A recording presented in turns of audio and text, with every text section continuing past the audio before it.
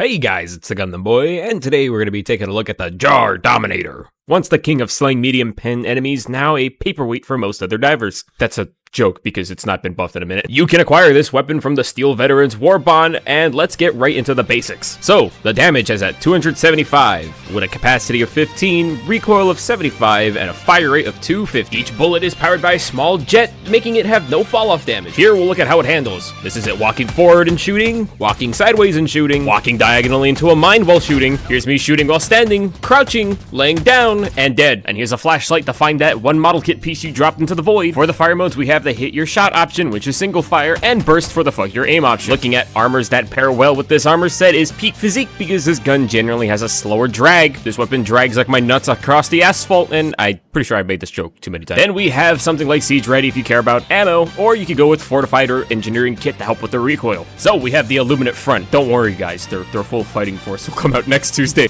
Against the Voteless, if you like lining up your shots, using the jar could be a good overpen weapon, as these enemies are just so weak and fleshy that something like a bolter goes right through them. But I wouldn't say it's necessarily the best for crowd control, so we'll continue going. All you need to know is if you shoot one, they're probably gonna explode. Against the Overseers, it hits pretty hard, being capable of one-shotting them in the head, assuming your slacky-ass draggy gun can keep up with their head when they're in motion. But after dragging this gun like someone put a 300-pound cat on your mouse, you can kill them pretty reliably in the chest. And sure, you can kill a harvester with it, but have you ever tried killing a cow with a butter knife?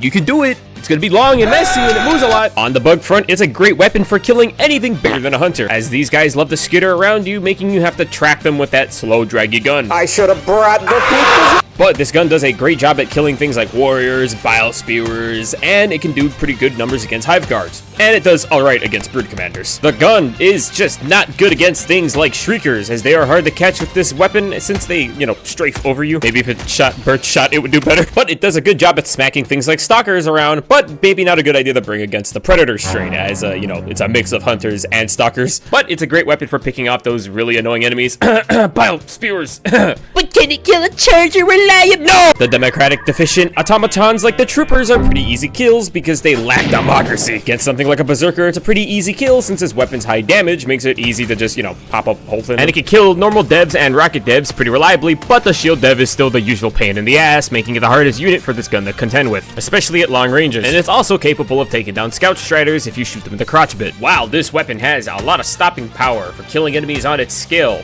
The main thing that counters this weapon is fast-moving units. In a team dynamic, that doesn't matter as much since you guys have each other to cover for each other's weaknesses, but if you're running this gun on a solo diver, I wouldn't rely on it too heavily once the enemy's units start stacking. The best things you can bring with this weapon that comes to mind is sentries, or you can use things like guard dogs. On the bot front, I say it's one Arizona green tea can, and on the squid front, I'd say it's one Coca-Cola bottle. And on the bug front, I'd say it's one knockoff Soundwave minifigure. But that's it for me. I know this video is pretty short, but there's not really too much to talk about for a weapon like the Jar Dominator. May it get some kind of adjustment in the future, because I feel like this gun is slept on, and it's slept on because it hasn't been touched on.